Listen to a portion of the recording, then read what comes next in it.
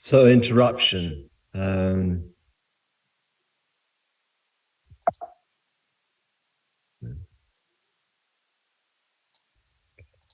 So the key words of rupture, discontinuity, gap, break, abyss, disappearance, Caesarea, suspension, boundary, limit, accident, kairos, censorship, ecstasy.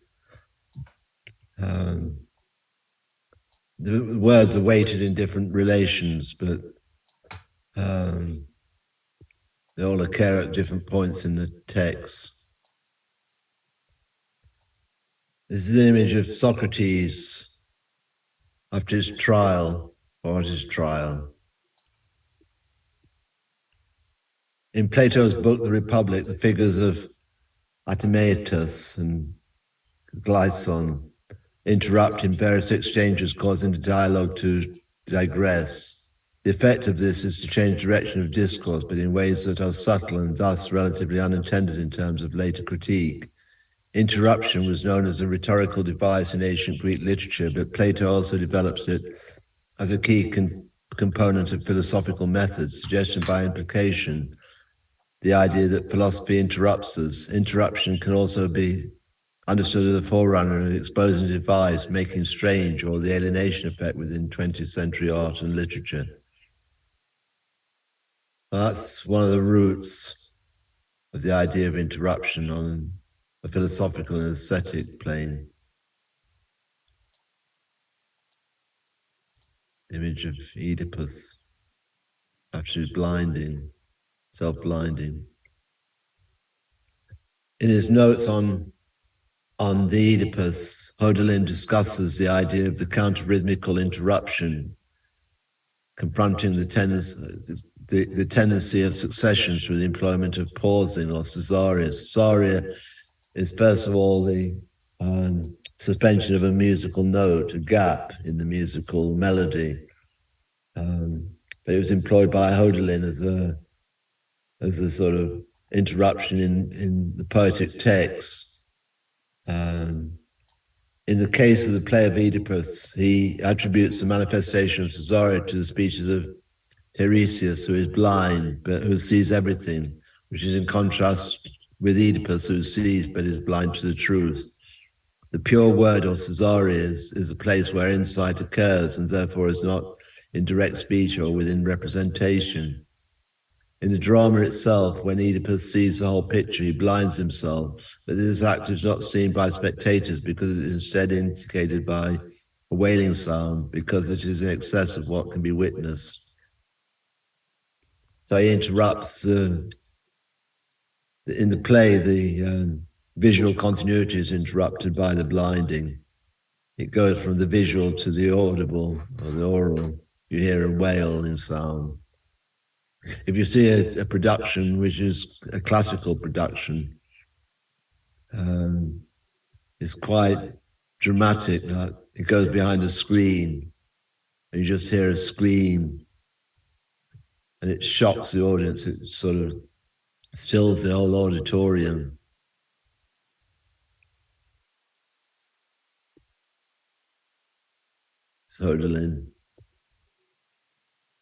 Hölderlin was part of the Jaina Romantic movement. He was first of all a philosopher who wrote, who worked with Hegel quite closely, and Schelling. So he was an idealist, but also a romantic. He became a poet and a translator, and he went mad. He sought translating Sophocles. Hölderlin interrupts, complicates, and even at times suspends articulated language. He discovers a speech that maintains silence. This is a quote from Alice Kuznier.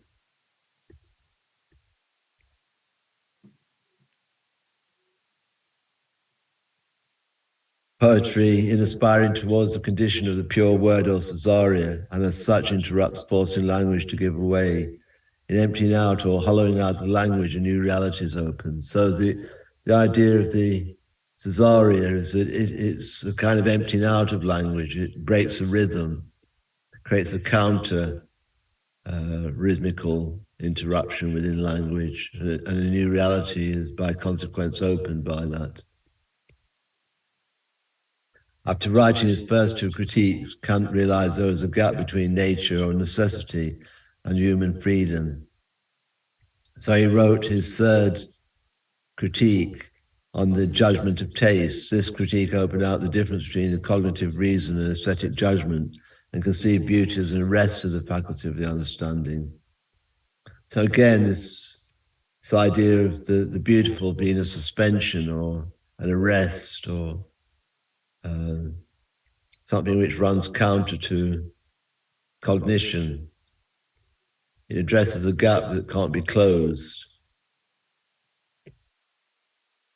Marx took up this idea of the realm of freedom and the realm of necessity and the realm of freedom.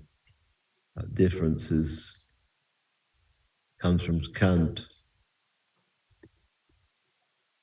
Flowers appear to signify their own attraction, and that attraction is organized through manifest forms of beauty itself. We do not require concepts to understand this, and this being so is at the root of our pleasure within the encounter. Flowers almost appear as if by design to be the means of arresting vision. They might even make us feel that vision itself is a fragrance. They reproduce themselves through the power of attraction or solicitation. We might instinctively acknowledge that the flower as a code of visual pleasure is connected with to the moment of arrest, and as such as a vehicle that potentially takes us outside ourselves. Do we in this moment contemplate upon the fading and decay of the bloom, mortality and the end of history? Question. In further contemplation, these things are possible, but not within the immediate glance of the eye, because this glance is impelled by the desire to rest. So it's in comprehending or having a relationship with beauty is often a wow, a suspension, a kind of an inarticulate gesture, a throwing away of continuity.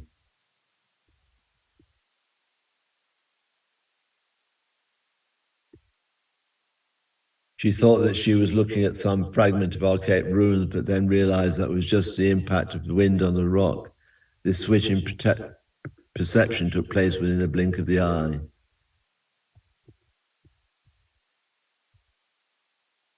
Observe the light and consider its beauty. Blink your eye and look at it. That which you see is not there at first, and that which was there is there no more. Leonardo da Vinci. Observe the light and consider its beauty. Blink your eye and look at it. That which you see was not there at first, and that which was there is there no more. So a kind of paradox of the rest of beauty. First not seeing, and then the shock of seeing, or the encounter of seeing. And the switching from absence into presence and back again. Being there and not being there.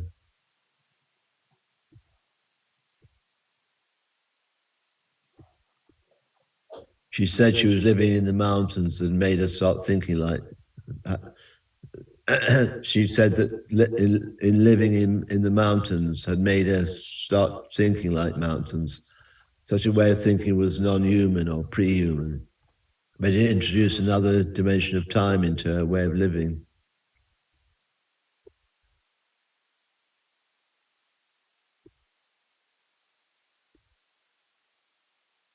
This is work by Yang Wen-xiong. This boulder is located outside the Bapa village in, I can't pronounce it, Guizhou. It has a long history. According to legend, in the Ming dynasty, Wu Yang, the king of the Dong, passed the place. He met a pregnant woman and asked, "Can you see the cattle I'm driving?" The pregnant woman said explicitly, "I don't see any cattle. I see the boulder moving." At this moment, the boulder stopped moving suddenly. Wei Mian whipped the boulder, which instantly turned into 3 sections, one of which flew to Shisan, the second to Bapa, the third one remained in Gotang. The pregnant woman was so scared that her hair bun became crooked. So this is the origin of Dong's women's buns always being crooked to one side. The boulder is now locally enshrined as a sacred mountain. Every year, villagers pray under the mountain for good weather and good grain. Vertical red was on the mountain for 3 days. It accompanied these villagers day and night. At the fourth dawn, it disappeared, and now there is another bedside story about the red waterfall in the village. Now, this is a work which both involved living with these people and listening to stories and making an intervention into the stories to do with the mountain and almost adding to the legend of the mountain.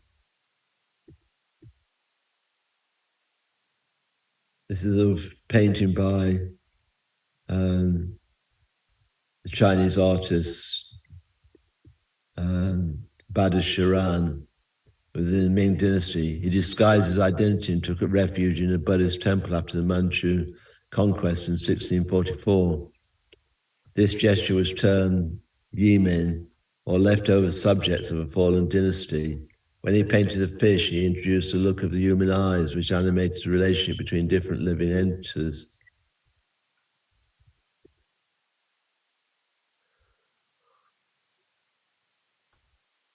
That's Ming Dynasty, so 17th century.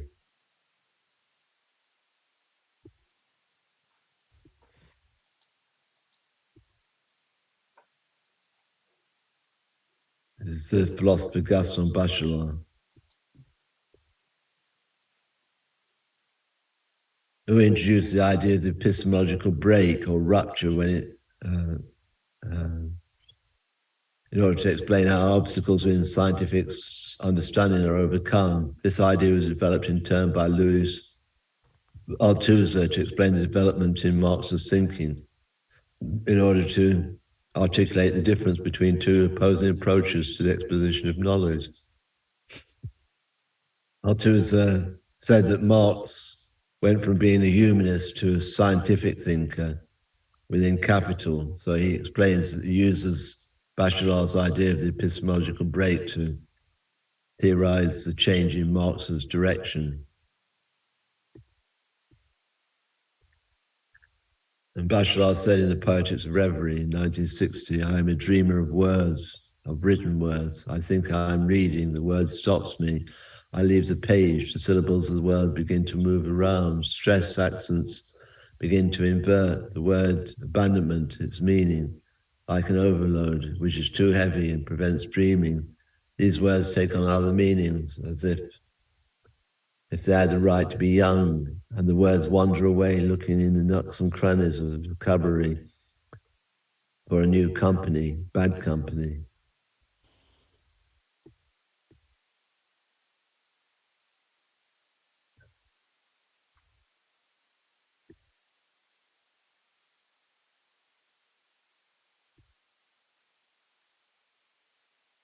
And connected with the idea of the paradigmatic break is a paradigm shift, which was introduced by Thomas Kuhn in order to explain the deep structural changes within beliefs about the way things are. Such changes might be sudden as opposed to slow incremental shifts.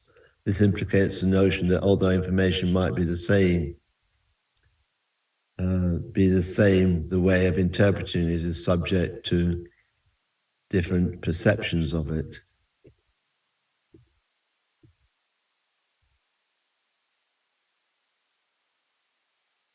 This is a blues musician called Skip James, who was a Delta blues singer who first recorded in 1931, but with little success. He drifted into obscurity and resurfaced in 1964 when he performed at the Newport Jazz Festival, or Folk Festival. It had been presumed that he'd already died. So there's this incredible gap where he just disappeared. No one heard of him for years. They presumed he just disappeared into the ether or died.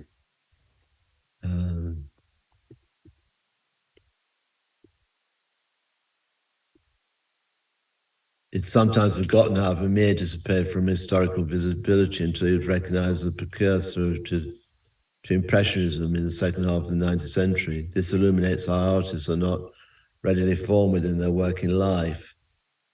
but how such a formation can be a product of later shifts within historical events. So it's two examples of artists who, in different timescales, disappear, but then seen as great artists, and the gap is a mystery. The interruption of their life story is an interruption, is a mystery.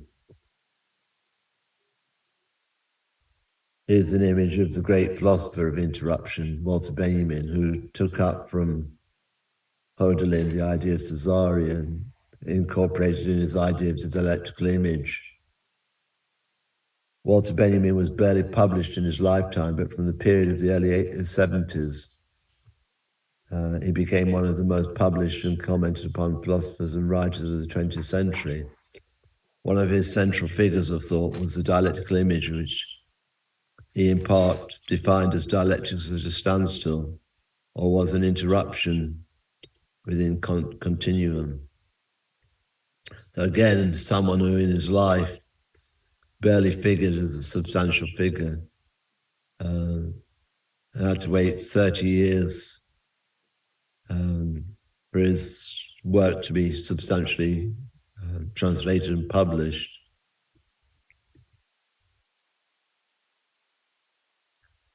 The present is defined by Benjamin in his interwar years as a site of tremendous shattering of tradition, a crisis in communication of experience and memory, and hence in the possibility of historical experience. Relations between generations are no longer the medium of historical continuity here, but crisis, ruptures, misunderstanding. It is as a world gone out of joint. Benjamin saw in Kafka's work the impossibility of communicating experience of modernity in the language of tradition. Once he was certain of eventual failure, everything worked out for him en route as in a dream. Kafka made a death mask for tradition. This is an image of Bertolt Brecht, who had a close relationship with Benjamin. Benjamin wrote a book on Brecht's philosophy called Understanding Brecht. Brecht's employment of interruption pervades the staging of unfolded drama by introducing freezing and framing devices or a changing direction. In this way, it cut the drama into pieces and thereby introduces the principle of montage or the fragment. He'd very often get the actor to turn round in a dramatic scene. The actor would turn to the audience and say, "Well, what do you think about this? What do you think is the conclusion that this conversation might have?" It literally interrupts the illusionistic flow of the drama on the stage. The fragments serve to link the preoccupations of both Brecht and Benjamin in opposition to totalizing aesthetic formulation of social realism. Discontinuous, incomplete, the fragment expands and contracts around itself, failing both to touch upon itself or to touch further still at the boundary of or limit. Yet in this, it points towards that thing in touching surfaces, and that thing is gesture residing in its ability to point towards that which cannot be completed in either task or communication. Gesture invariably accompanies interruption. This is a still from a Godard film. I don't know if I'm unhappy because I'm not free, or if I'm not free because I'm unhappy.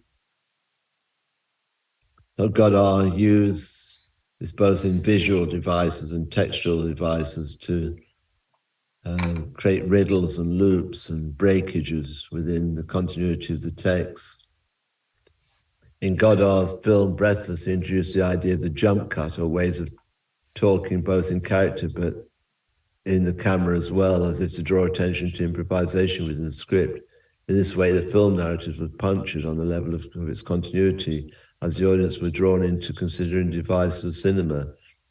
Godard developed such devices as characters addressing the audiences directly, or a text being introduced to break continuity.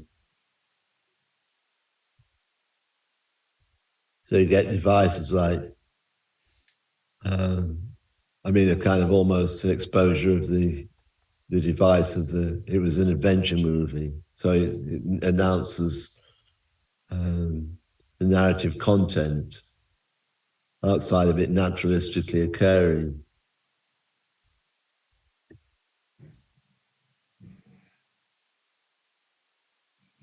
And this is from another film where it's posed, are you in a film or in reality? This is Weekend.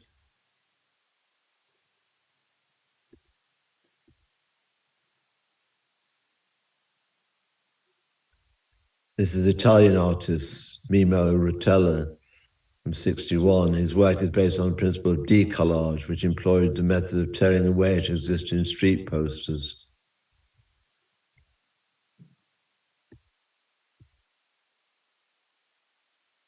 From 62, same artist.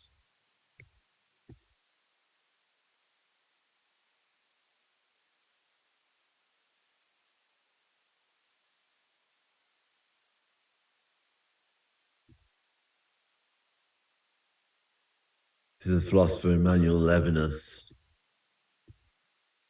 Levinas argued that ethics is the first philosophy and its center is the interaction between communication and ethics.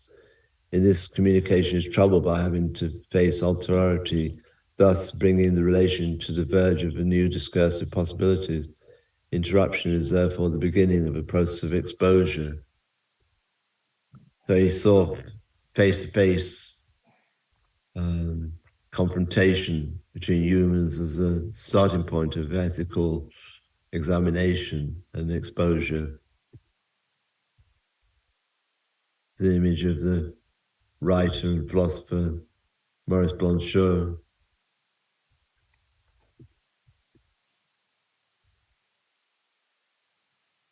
Philosophy which puts everything into question is tripped up by poetry, which is the question which eludes it.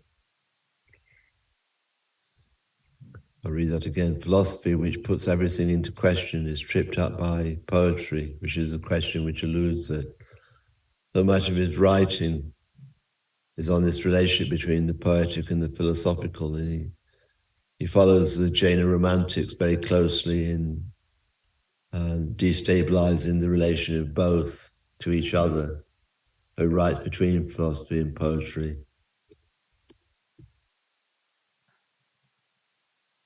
The writer Susan Sontag.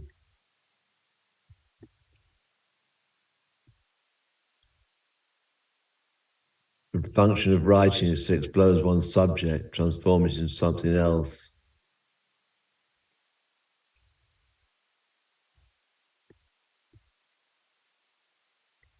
And this is the writer Kathy Acker. Kathy Acker started to employ plagiarism in her writing as a device for employing multiple identities within her texts. I came to plagiarism from exploring identity, and I wanted to see what pure plagiarism would look like. It was the simplest fact of copying that fascinated me. I wasn't interested in the I of me, but in what the textual I looked like. So I took some bibliography and made it into an autobiography to see what would happen. I knew I wanted to plagiarize, but I had no clear theoretical justification for what I was doing or why. So I just started finding these different texts and putting them together.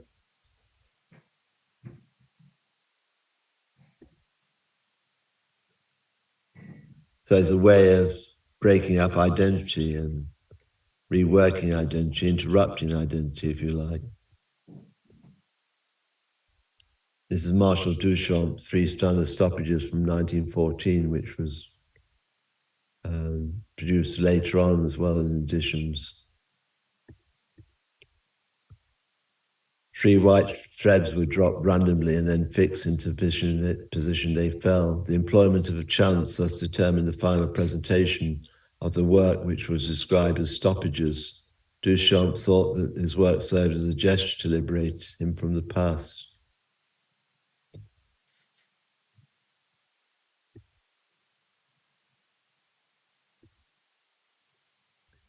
This is a work by Robert Morris, Box with a Sound of Its Own Making from 1961. What was so arresting about Robert Morris's presentation was its dislocation from what its status was. Was it sculpture, conceptual art, or a conjunction of process and presentation?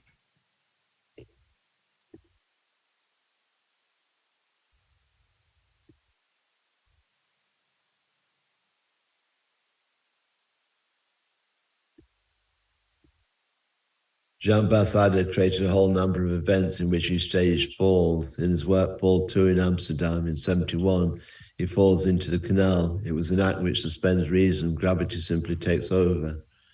I do not make body sculptures, body art, or body works. When I fell off the roof of the house or into a canal, it was because gravity made itself the master over me.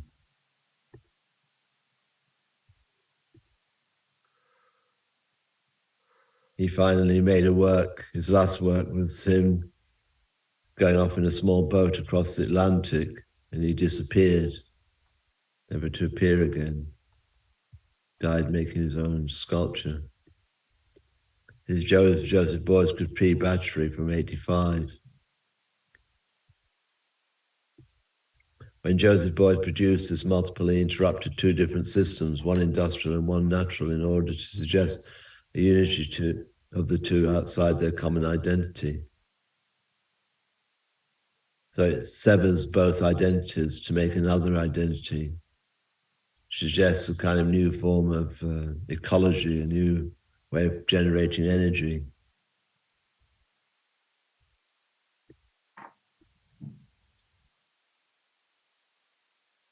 It's work by Doris Salcedo, Tabula Rasa 6 from 1918 to 20 is composed out of a commonplace object of use that transforms into different form of object, mainly an object but morning disappeared. In this way it becomes a memory sculpture. The way that an artifact brings materials together is incredibly powerful. Sculpture is its materiality. I work with materials that are already charged with significance, with the meaning they've acquired in the practice of everyday life. Then I work to the point where it becomes something else, where metamorphosis is reached.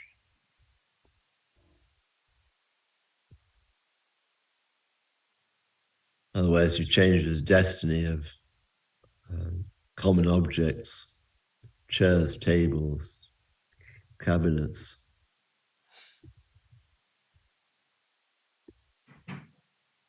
These are two photographs by Iraqi. I thought they might have an interesting connection with George Bataille described orgasm as a little death. As such, it's a sensation of discontinuity or duescence.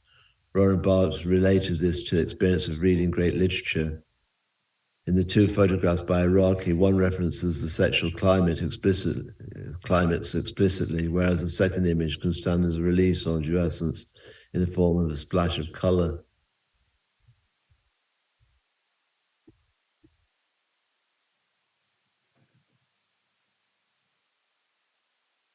Is there no way of measuring with time? A year doesn't matter, 10 years are nothing. Being an artist means not numbering and counting, but ripening like a tree. This is Rainer Maria Rilke, Letters to a Young Poet. This is measuring the scales of kairos. The Greek word kairos means the right or proper time for action, the release of the archer's arrow at the right moment, or the delivery of a timely speech, act within a play, or examples. Kairos is understood more abstractly as the potential for overcoming dualism by weaving together such things as conflict and resolution.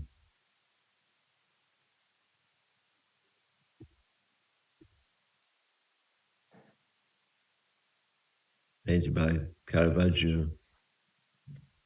In this painting, Judith beheading Hollow Furnace. Caravaggio presents a passage of the divide between life and death. The work captures a sense of a suspended interval in ways which anticipate the advent of cinema.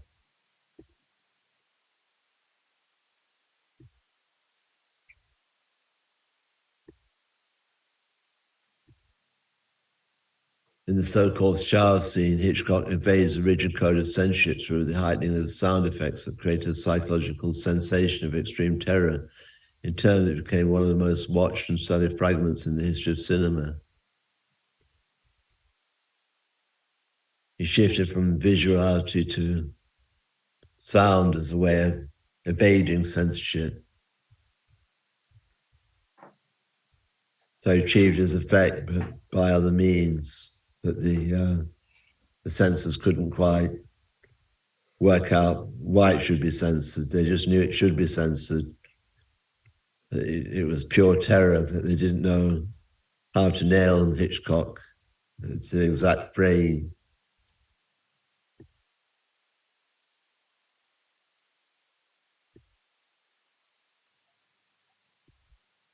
The film by Sergione introduced a new way of depiction within the Western. Gunfights are extended in time by offering close-ups of faces in order to build up the intensity of various scenes. The effect is almost operatic, but this is undercut by the lack of continuous dialogues.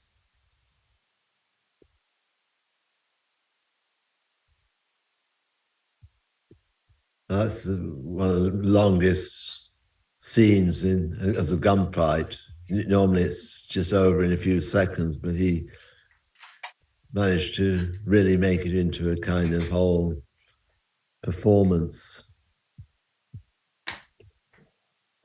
So again, the offsetting of music kind of was a way of elevating the scene into a kind of extended spectacle.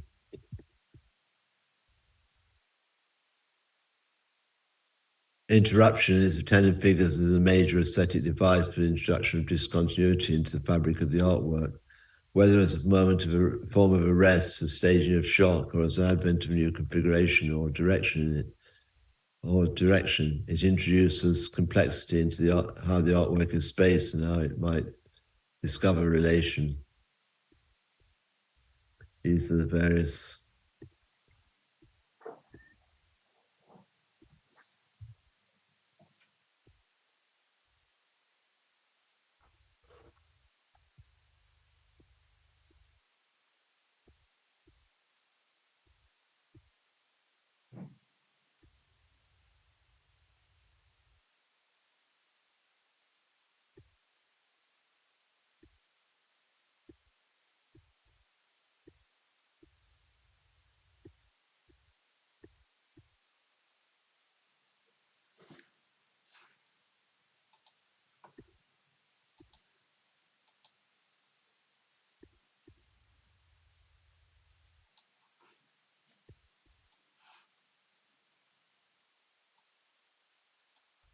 it was a very rapid run through, but a kind of beginnings of a conversation, really.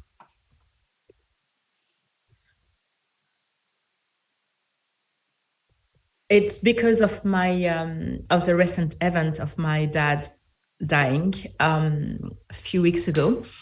And I've been looking at death and the meaning of death and whether death exists or doesn't exist. In my view, it's a construct. But the difficulty, despite beliefs that death is a construct, the difficulty is dealing with that interruption of what we know in a physical realm as being real in terms of materiality and the invisible immateriality, and the interruption as a transition.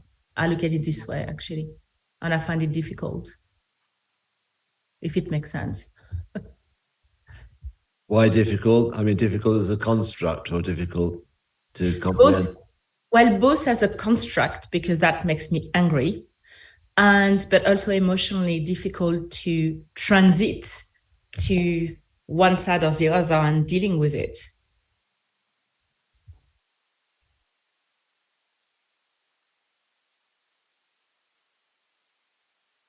Does that make sense? Yeah, very clear.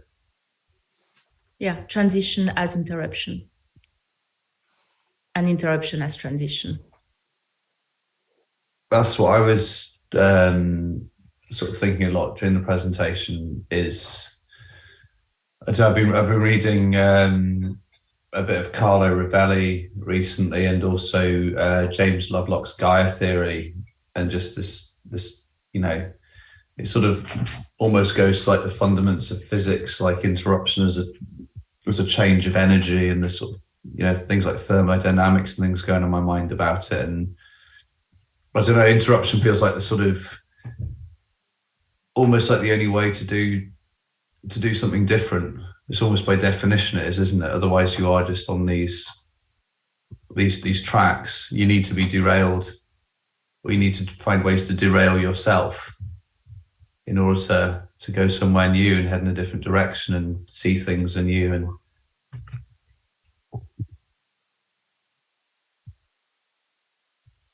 or can you sort of self, you know, how does one go about self-interrupting? Because it feels to me like vitally important. That it's I don't know that it's something we need to worry about, because I think we are interrupted all the time, actually. And, you know, I think, I was thinking I can't remember which thinker it was, Jonathan, but this something about, how sort of, effectively scientific breakthroughs in understanding occur. And, and it is one of the characteristics of all complex systems that they're subject to bifurcations.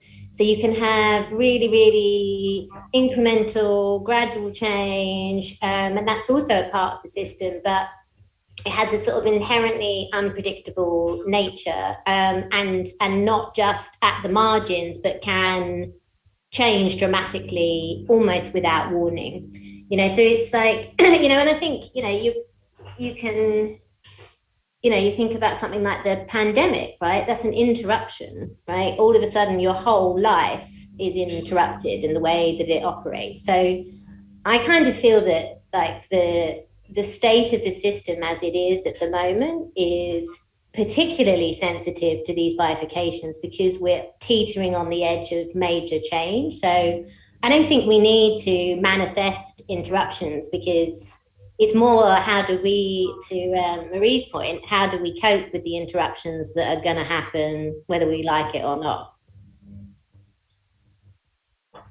Well, I don't know. I sort of disagree, because I think there's external interruption, or there's, we do have certain amounts of agency in terms of what we allow to interrupt us and what we don't. And there's this, certain, I suppose like the pandemic's an interesting point actually, because I feel like personally, I cope with it like really well. I hardly even noticed it in a lot of ways. But I think part of that was because I'd already interrupted myself about sort of 3 weeks before lockdown occurred, because I'd gone, right, I'm going to get an artist studio and try this art game out. So it was barely perceptible to me, because I could just, even in lockdown, the studio was like round the corner from my flat, so I could just go there. So it just was, it was only once we got into the second lockdown that I started to sort of really sort of see it and feel it and all that kind of business, really. And I think, yeah, it's because I think there's, you sort of, I'm beginning to now think about things like, sort of political ideology and things like that, looking back to sort of like the Trump years and especially how like a lot of the sort of, like public press, like, the likes of the Guardian and the New York Times and stuff, and they'd always react and go, oh my God, he said these things here. And it's sort of, you sort of think, what's the point in that? Because their market is not people that are going to go, oh wow, I've changed. I thought Trump was this great guy, but now he's done that, I've changed my mind. They'd already decided about Trump. So they were sort of trying to interrupt and trying to change minds, but it was this sort of futile process.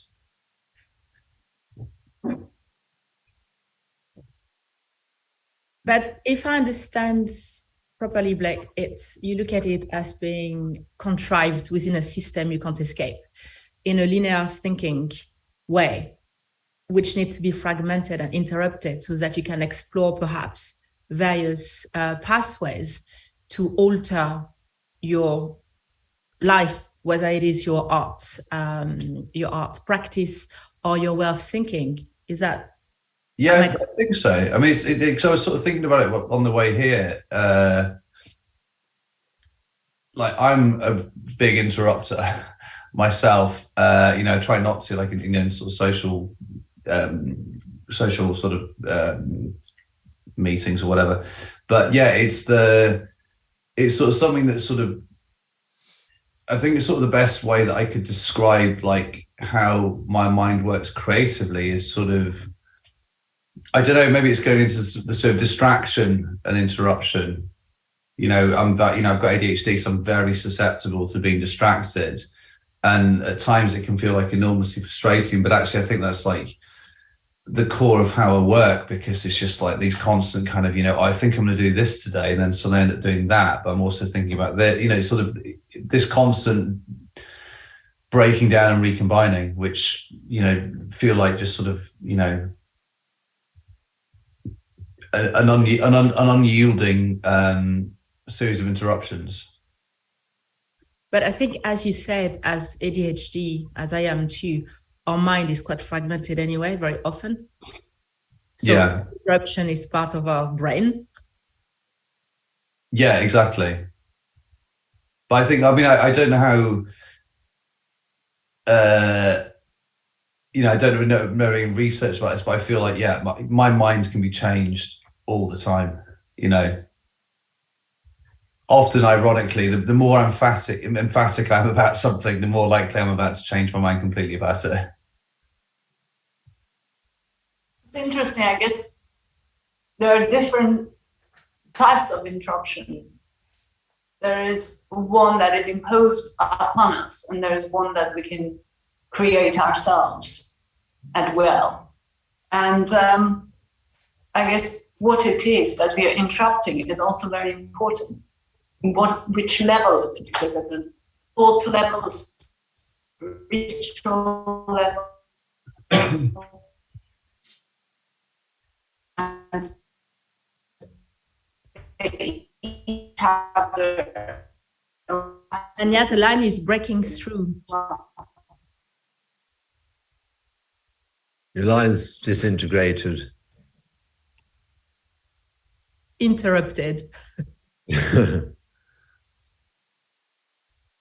Patrick, you're about to say something. You're not on. I guess I was thinking recently, because I was working on something a little bit differently. I also have all those feelings that Blake refers to about catastrophic interruptions in one's life, becoming an artist, whatever. But they're slightly artificial. They don't. If I just think about the real flow of life, I think the issue is how you kind of stop it, interrupt it. I guess I was reading some text. What did I read? I read a thing by I don't remember his name. Is it the guy who wrote the book with Rosalind Krauss about? Was his name Boaz? Something I can't remember. I can never remember his name. He was talking about going to see a Poisson exhibition with Rosalind Krauss, and that he hated Poisson. And they went there, and the lights were kind of dim, and they were all alone in this exhibition. And they were able to gaze at all the insignificant things in his painting. And she fell in love with Poisson because she was able to kind of interrupt the flow of time by looking at the insignificant. I think there's different ways to rupture things. And I was also thinking about some other stuff I was reading, which was more about how you kind of break the inevitable flow of life in the age we live in, almost digital stuff. So I started to read, again, you'll help me with the name. What is the contemporary by Giorgio? I can never remember. The idea of looking into the darkness, looking into space at the receding light rather than light that's coming to you, and finding a way out of the flow or out of the present, or to actually the only way to really see the present for what it really is, to kind of look into the shadows, into the darkness. And then I was also looking at, reading some stuff on a similar vein, maybe a slightly more pessimistic view of the world by Paul Virilio. He's an architect and writer about being caught in this two-dimensional world and how one gets out of it, and it being like a prison as one dimension just dissolved. Yeah, I guess those are my thoughts. So they were kind of the other extreme of rupture, a more subtle rupture, but maybe a more life-changing one and more important one. You see what I mean? Less artificial.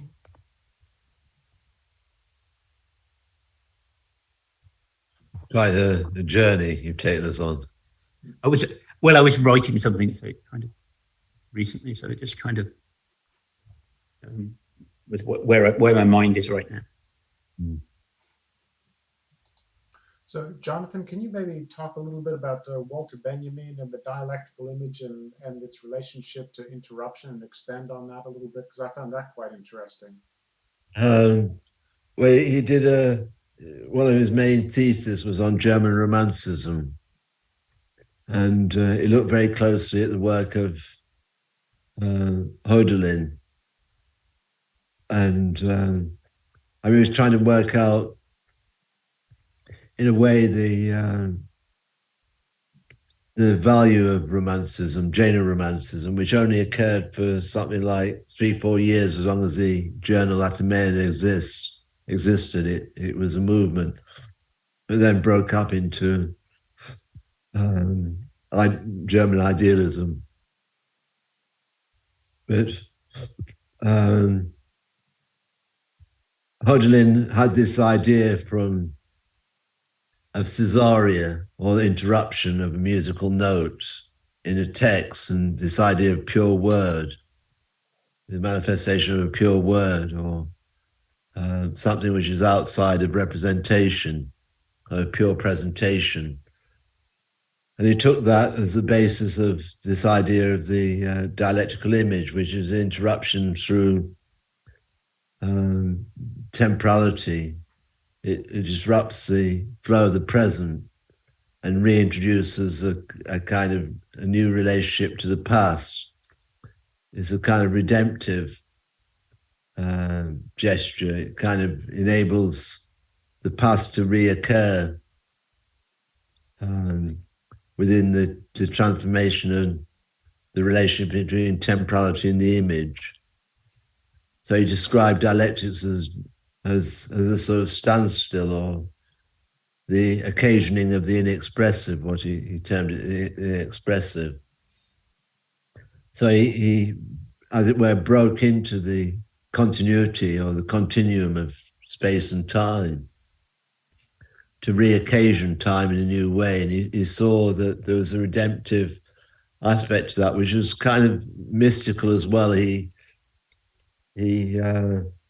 besides his relationship to Marxism and figures like Bertolt Brecht, and to the poetic romanticism of figures like Hölderlin, he was also a Jewish mystic. So I had a relationship to mysticism. So he combined Marxism, mysticism, and romanticism in his figuring of the dialectical image, which he said was the method by which he wrote the Arcades project. But it's very difficult to understand it's a method, because it's not a definite, no one really has ever kind of been able to satisfactorily say what the dialectical image is. So it's as if he was working between an aesthetic construct and a philosophical construct. He didn't stabilize it as a conceptual structure. He wanted it to retain its ambiguity. So in a way, only he understood what the dialectical image was. But his thesis on the philosophy of history is structured like as a series of dialectical images. They each stand in relationship to each other, but also separately. So the space in between texts is important. So you could say that the dialectical image enables respacing to occur, to change where the full stop occurs, or the comma occurs, or the grammar of understanding kind of is rearranged. So this has enormous importance to the idea of the fragment, and also the aphorism. I think that's the best I can do out of that spontaneously. Well, it's pretty good. Jonathan, do you know this? You know this guy called Charles Puget? You know, the writer. I was reading. I think Benjamin wrote about him. I think Puget was maybe the beginning of the century. Yeah. He died, and he was also influenced heavily by Bergson. But I think, and he also influenced Deleuze as well, which is why I came to him. But he has this idea of, so he's famous, the book that Deleuze was referring to and I was reading recently is called Clio. And it's this, I think it's I can see the connection with Benjamin, this idea, as Deleuze quotes him, of storming of the Bastille being such an immense event that when they have the festivals every year, whatever it's called, they don't remember the Bastille, but the Bastille is reenacted effectively through time, and this idea, the relationship of time, which is actually what Deleuze and I think Benjamin were picking up, how history reenacts itself over and over again, important events. And I think he's quite an important in this sequence. I found Benjamin was reading him, and so was, and I think that's why probably why Deleuze is kind of a little bit unknown, because most of his stuff was not translated. It's French, and a lot of his stuff was in a journal that he wrote. We've also got to go back to the pre-Socratics and the origins of theory. And theory was the witnessing of the templum. The templum is a root of the word contemplation. The templum is when the starry abode comes and the realm of the gods comes close to the earth in the festival and is witnessed by the spectators. And it's the origin of the theory, which is theatre. So it's a kind of theatre, a theatre of the templum. And there's a report back to the city-state of this event.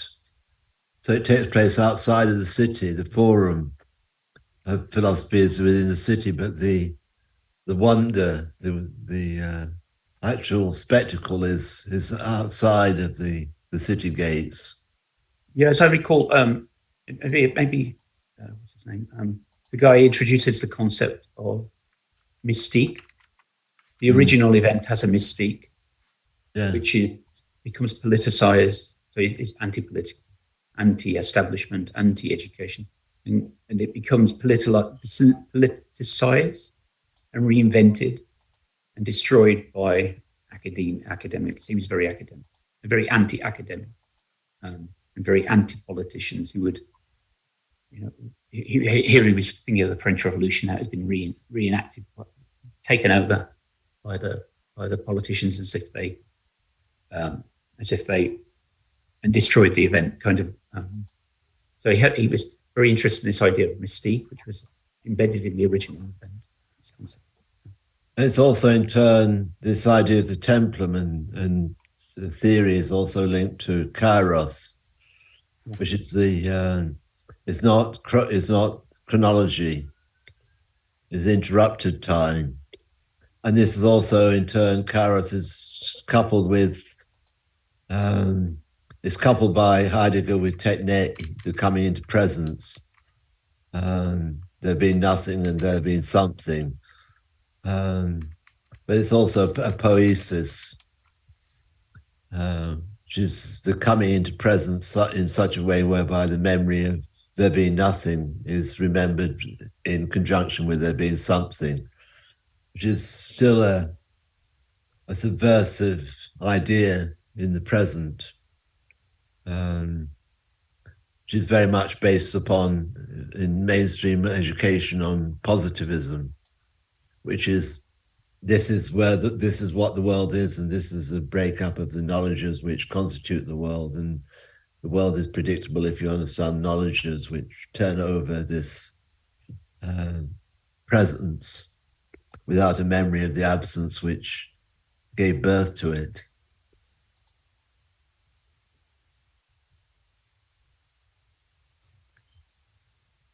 I was thinking. That's so beautiful.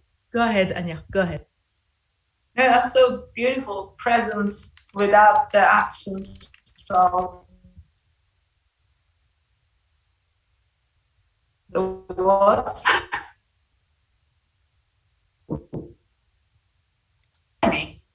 You're breaking up again. Yeah. I won't talk. I can't. I don't have good internet. If you turn your camera off when you're talking, then probably it'll work.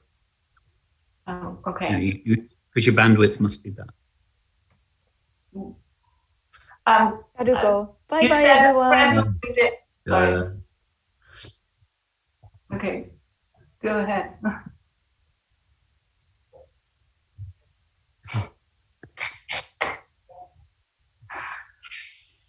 Jessica, you've been in the dark and in silence.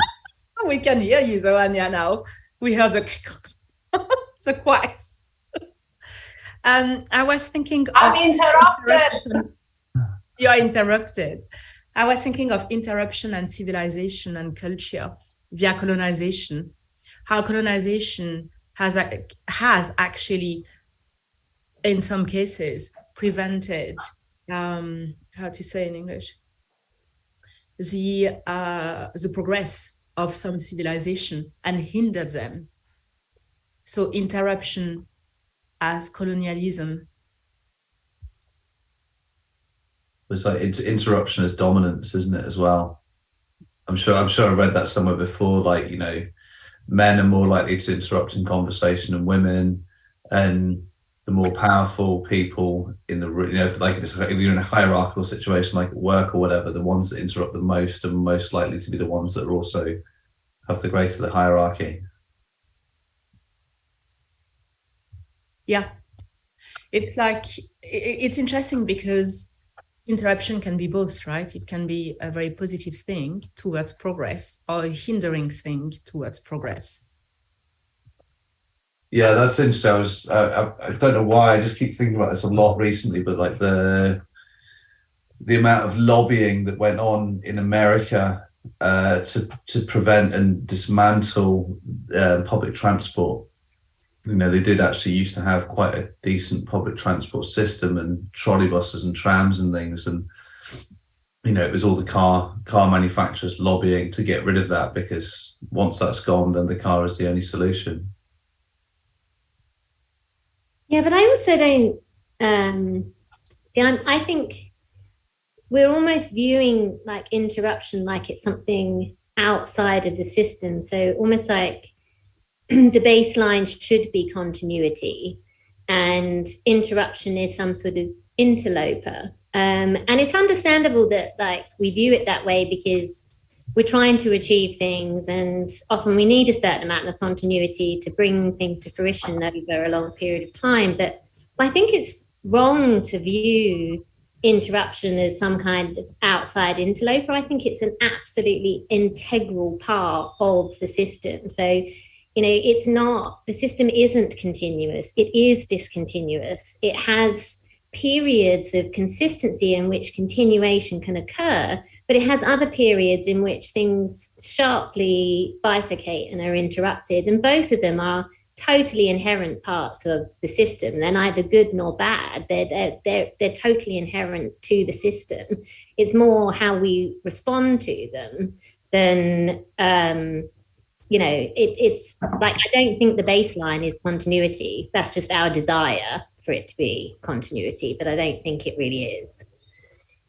Well, I think you're that's very. It's interesting you say. I think you're right. It's the because I've been reading about Gaia theory, the roots of it, and like if people don't know, it's like the theory that the whole world is the biggest life form on Earth is the surface of the Earth, and that includes the geology as well as the flora and fauna and all that. But the what led Lovelock into that theory was he was looking at, it was in the 60s, he was working for NASA, and they were looking at Mars and going, is life on Mars?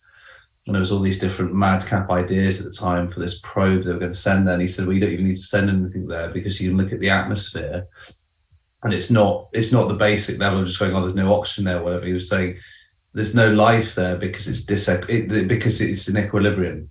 And so really what his whole fundamental argument is about, life is disequilibrium. It is constant change. I think you're right. It is this, there are periods where things are fairly sort of slow moving or whatever. And then, yeah, of course, and there's these other points where things happen rapidly. And it's just... The artwork is the maximum condition of destabilization. It aims to decenter and destabilize. And yeah.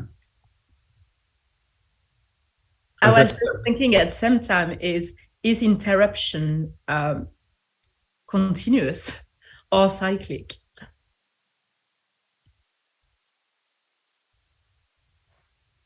Nothing. Can you hear me? Yeah. Yes. Not anymore, though. No more. I was going to say nothing. Nothing is continuous, I guess. Life is not. Yeah, and if you can hear me, I think there are two types of interruption. Can you hear me? Yeah, just about. Yes. One is imposed from outside, and one is voluntarily imposed by us, just listening to you guys talking. And it's like what is it we're interrupting as well is important. Are we interrupting time? Are we interrupting thought? Spirit level, and they eat him. But it's a good thing that once we're aware of interruption, I think we can make use of it, good use of it. So what would be the difference between constant change and interruption? Frequency of interruption.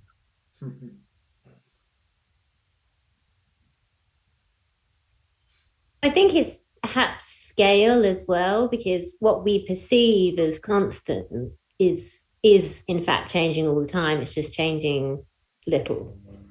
And so if you were to view, you could view those as miniature interruptions, but, until they have a certain magnitude, you're not aware and thus, consciously interrupted. But you could argue that all change is a form of interruption, and that is continuous. Yeah, I mean, if I think of like a glass of water, in the glass of water, there's thousands of little molecules banging against the glass, the beaker of glass. There's nothing continuous, it's all discontinuous, you kind of say. One perspective, but interruption, and so maybe the world is full of minute interruptions, but what I mean by interruption in the context of breaking out of time is to smash the beaker. That's an interruption. And maybe we live in this beaker, but to get out of it, you need to smash it.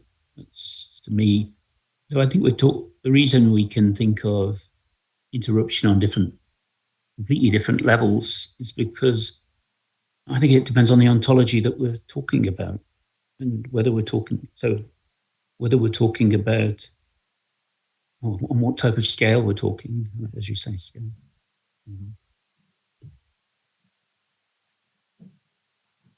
Well, there's also as well our tendency to think about, like, you could talk about scale, you could also talk about time. Our tendency we think about time within the parameters of our lifetime quite often, whereas it's so many things happen over such much greater periods of time. We don't notice them. It just doesn't. So I don't know why. I was thinking about if you show like a pigeon a film, they just see it as a slideshow because they require 150 frames a second to see movement, whereas we're like, our limit is 24. So it's, I don't know how that's relevant. It just came to me. Well, it is in what because Andy back of the day. interruption is movement, and it's quantic. Everything is always in constant movement and evolution, and of course, quantic is time and molecular. So there's nothing constant. It's the way we perceive it, materiality again, but nothing is constant. It's movement. And time, our perception of. Maybe another way of looking at it is something that takes you out of the stream of which you're going. So I think, Jonathan, you were talking about the fragment and the montage, and that's deliberately meant to disrupt your kind of train of thought or your perception and take you in a different place. Yeah, we could say that without interruption, we would just have habitual reproduction of the self-same, that both in nature and in art, the introduction of the new is preceded by some interruption of habit. So you get a minor scale and a major scale of that.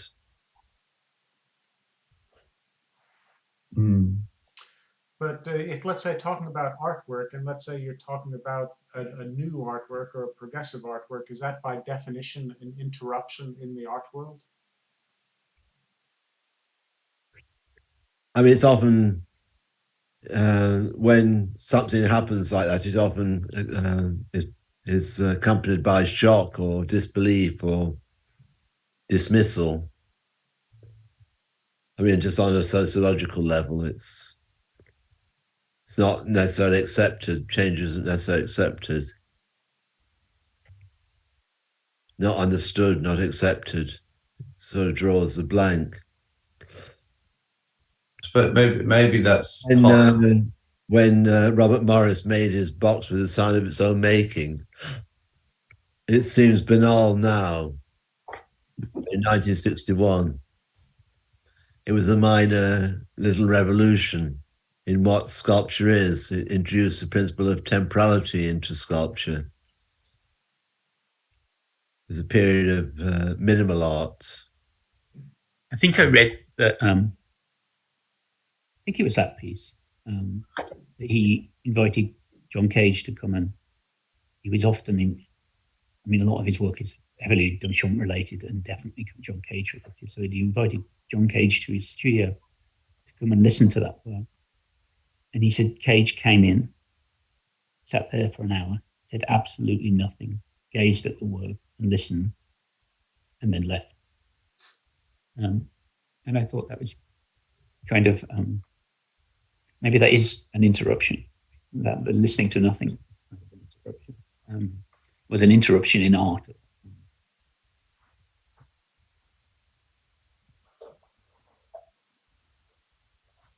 I mean, just took the syntax of what was ordinarily occurring within sculpture and added a dimension which was outside of sculpture, and so it changed both the sculptural and the both sound and construction. It made a new entity. So it's a paradigmatic shift, to quote Thomas Kuhn. I mean, on a minor level, but it's quite profound.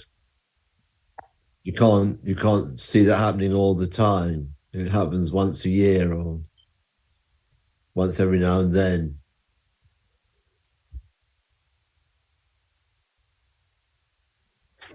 I was just thinking, like, talking about this when we were talking earlier about the shock the, you know, the sort of the new and how it's often misunderstood and dismissed is, I suppose, the question of like how important being able to sort of deal with or embrace interruption it is in terms of creativity. And maybe there is something about, you know, artists of all different sort of hues and mediums or whatever, maybe we're sort of more able to deal with those kind of interruptions and shifts. I mean, it's not that you think of interruption. It's not that you start making the artwork saying, I want to interrupt something. Sorry for interrupting, by the way. But it's that interruption occurs, as it were, in between the subject and the object. It neither pertains to the subjective will, nor does it pertain to the objective circumstance. It's something in between.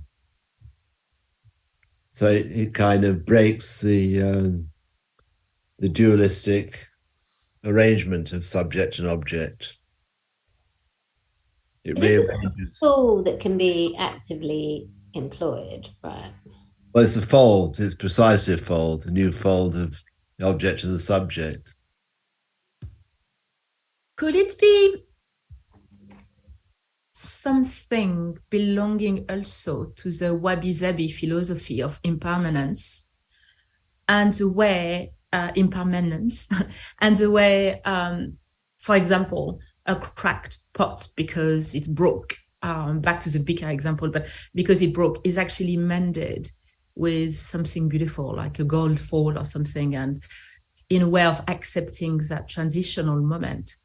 Does that make sense? Would it be linked to that philosophy of impermanence and embracing the fact that things get interrupted because of erosion, because of time, because of nature, because of the cycle of life? I mean, it's where it occurs, and it's a perception of how it occurs. So it's where and how and what we do with it. So art is bringing attention to something which ordinarily just passes as being incidental.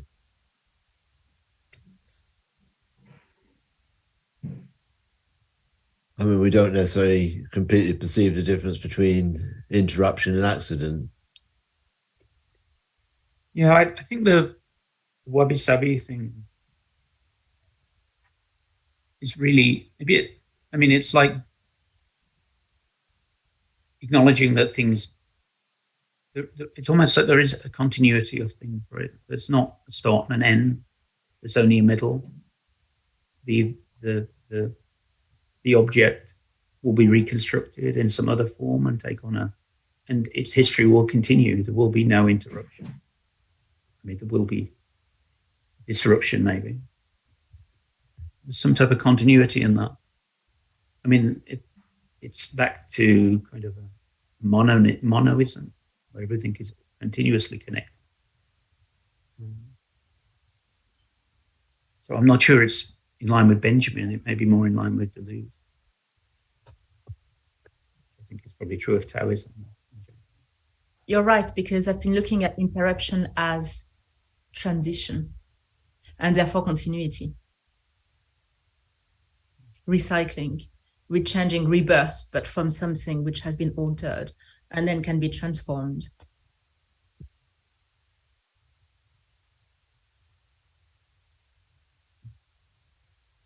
My wife is also an artist, and her work is mostly she's Japanese, and her work is all about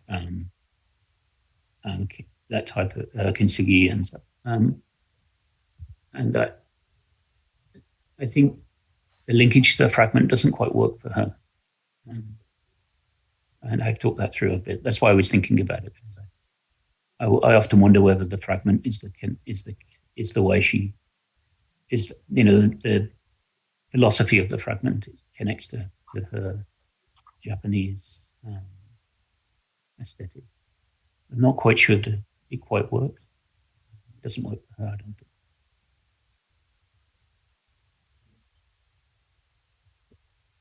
We're at 7:30. I think we need a short discussion of what we're going to do. We've got maybe 1 or 2 sessions before Christmas break. And we've seemed to have kind of reached a point where there's some fall off of participation. So we need to maybe think about re-energizing the situation. There's, I think my friend Molly, she's in MRes. She got in touch and she's on the waiting list, is she, Lester? Yeah, she is. Yeah, so there's a few people on the waiting list. I think we let them in. What, now or in the new year? And now. Okay. Let's do it. Can I suggest someone as well? Yeah. Andy from my MA photography. He's also a writer. He's very shy though. Not shy, he's reserved, that's the only thing. But he's when he speaks, it's super interesting. I think we could well do with another 5 members. Okay. Just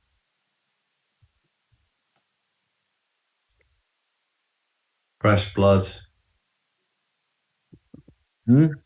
Fresh blood.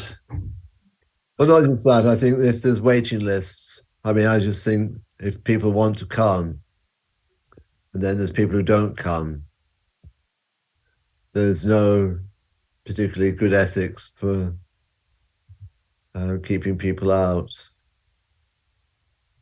I know Molly's a brilliant writer. She'd make a tremendous contribution. What do you think? Yeah, I think so. I met her on doing the Working Class Collective Summer Show, and we're actually talking about doing some group shows together with a few other people. But yeah, she's very good, very astute, and I think she'd offer something new and different.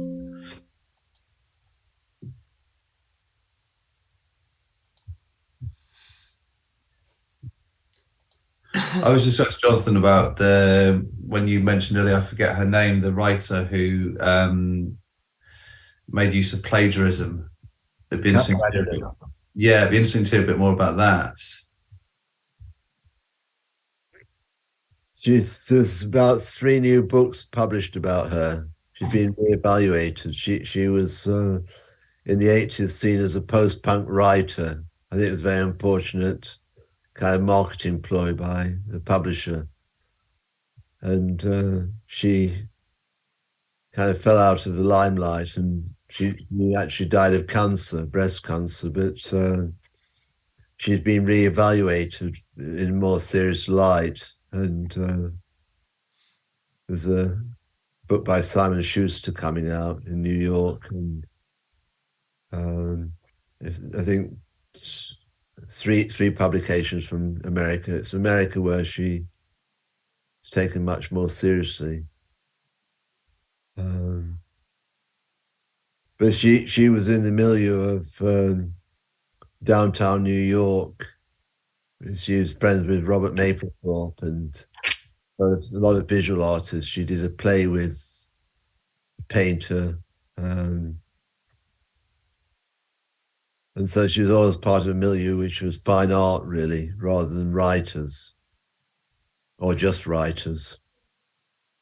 So she exists in both worlds.